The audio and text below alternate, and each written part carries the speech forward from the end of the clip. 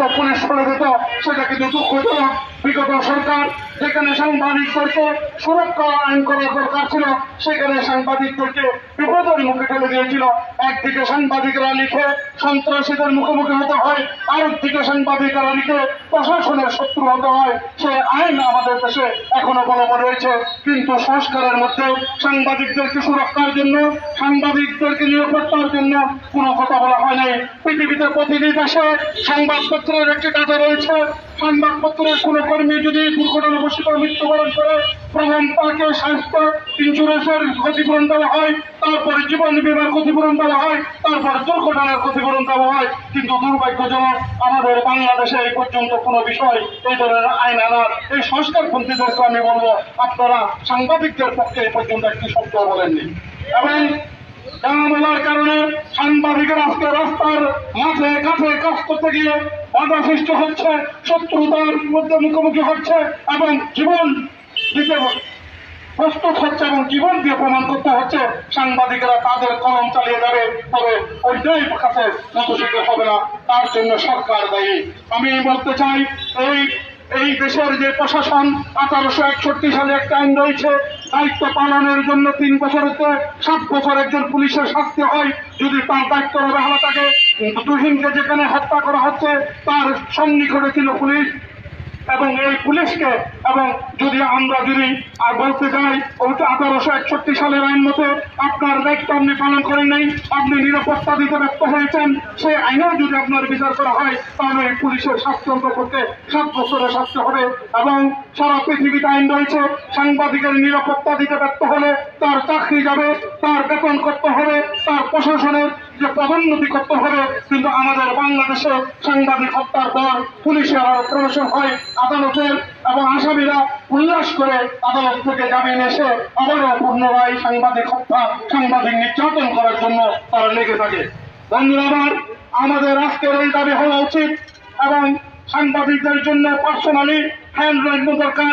349 যেমন রয়েছে পৃথিবীর প্রতিটি দেশে, আমি না হয় অসংখ্য দেশে গিয়েছি, ওখানে মধ্যে পুলিশের পাশাপাশি ওখানে একটি সংস্থা থাকে যেখানে সাংবাদিকদের জন্য হেল্পলাইন, শুধু সাংবাদিকেরা ডাটাবেসের অনুপাতে যেই যেখান থেকে বলুন না কেন সে হেল্প চাবে, সেটা সাংবাদিকেরা সেখানে পুলিশ চলে যাবে এবং গোয়েন্দা বাহিনী চলে যাবে এবং গুরুত্বপূর্ণ আরো বিভিন্ন সংস্থা চলে যাবে।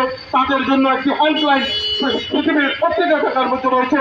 আমি বাংলাদেশের সরকারকে বলবো, আগামী সরকার হয়তো আসলে তাদেরকে অনুরোধ জানাবো, সাংবাদিকদের জন্য একটি হেল্পলাইন, যিনি বিপদের সম্মুখীন হলে, নিরাপত্তার মুখোমুখি হলে সেই যেন সেই প্রশাসনের আশ্রয় নিতে পারে বা একটি গুরুত্বপূর্ণ সংস্থার আশ্রয় নিতে পারে, সেটা হেল্পলাইন করার জন্য। আমি আজকে আরো বলতে চাই, পৃথিবীর সমস্ত জায়গার মধ্যে সাংবাদিক হত্যাকাণ্ডের জন্য মামলার তদন্ত চলে 1 সপ্তাহ, তার মধ্যে ত্রিমুখী তদন্ত করা হয়। সাংবাদিকদের নেতা ইউনিয়ন থাকলে তাদের প্রতিনিধি, মানবাধিকার কমিশনের প্রতিনিধি এবং জুডিশিয়াল ম্যাজিস্ট্রেট বা জজের উপস্থিতিতে 7 দিনের মধ্যে রিপোর্ট প্রদান করতে হয়। 7 দিনের মধ্যে রিপোর্ট প্রদান করে 3 মাসের মধ্যে বিচার শেষ করার সারা পৃথিবীতে বিধান রয়েছে, কিন্তু বাংলাদেশে 3 মাস নয়, 3 বছর নয়, 3 যুগেও একটি হত্যাকাণ্ডের বিচার হয় না, একটি হত্যাকাণ্ডের সুস্থ তদন্ত হয় না।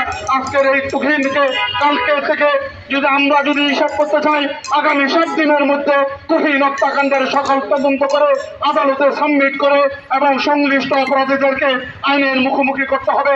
যদি উন্নত বিশ্বের মতো সাংবাদিকদেরকে যদি স্বাধীনতা দেওয়া যায়, লেখার যদি স্বাধীনতা দেওয়া যায়, কথা বলার স্বাধীনতা দেওয়া যায়, তাহলে আইনের মাধ্যমে দিতে হবে। আইনের মাধ্যমে যদি দিতে হয়, সাংবাদিক হত্যার সুষ্ঠু তদন্ত এবং নিরপেক্ষ বিচার এবং নিশ্চিত করতে হবে। পাশাপাশি সাংবাদিক যিনি দুর্ঘটনায় এবং সাংবাদিক যিনি সন্ত্রাসীদের অস্ত্রের আঘাতে নিহত হয়েছে তার পরিবারকে সুরক্ষা দেওয়া, তাকে এবং ক্ষতিপূরণ দেওয়া সারা পৃথিবীর আইনে রয়েছে। কিন্তু আমরা দুর্ভাগ্যজনক, বাংলাদেশের সমস্ত সাংবাদিকেরা 1971 থেকে 2024 পর্যন্ত রাজপথে সাধারণ মানুষের পক্ষে কথা বলেছেন, কাজ করেছেন, জীবন দিয়েছেন, জীবন দিচ্ছেন, কিন্তু রাষ্ট্র তার কোনো ক্ষতিপূরণ তার দেওয়ার জন্য, কোনো ধরনের সুযোগ সুবিধা দেওয়ার জন্য প্রস্তুত নয়। সেটা দুঃখজনক, সেটা লজ্জাজনক, সেটা নিন্দাজনক। আমরা আজকের এই প্রতিবাদী মানববন্ধন থেকে সমস্ত সাংবাদিকদেরকে বলবো, অনৈক্যর বাইরে থেকে ঐক্যতার মাধ্যমে কে কোন দল করে সে কোন লেভেলের লেখালেখি করে তার দেখার বিষয় নয়।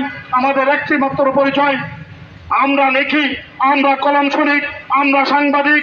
তার মধ্যে কোনো ভেদাভেদ থাকার কথা নয়, তার মধ্যে বৈষম্য থাকার কথা নয়। আমাদের প্রতিবাদের বাসা থাকবে। আমাদের একজন ভাইয়ের উপর আঘাত করা হয়েছে, ধরে নিতে হবে সমস্ত ভাইদের উপর আঘাত করা হয়েছে, তুহিনকে হত্যা করা হয়েছে, সমস্ত বাংলাদেশের সাংবাদিককে হত্যা করা হয়েছে। সেটা মনের মাথায় নিয়ে আমাদেরকে এগিয়ে যেতে হবে, আমাদের কলম করতে হবে, আমাদের খাতা দিয়ে নয়, আমাদের প্রমাণ করতে হবে লেখনী দিয়ে। এই লেখনীর মাধ্যমে সকল অন্যায়কারীদেরকে, সন্ত্রাসীদেরকে এবং প্রশাসনের ব্যর্থতাকে আমরা মুখোশ উন্মোচন করব। ব্যর্থতা কোথায় আছে, নিরাপত্তা দিতে কোথায় ব্যর্থ হয়েছে এবং তুহিনকে বাঁচাতে পারে না কেন, পাশাপাশি আরো ওখানে ঘটনায় আরেকটি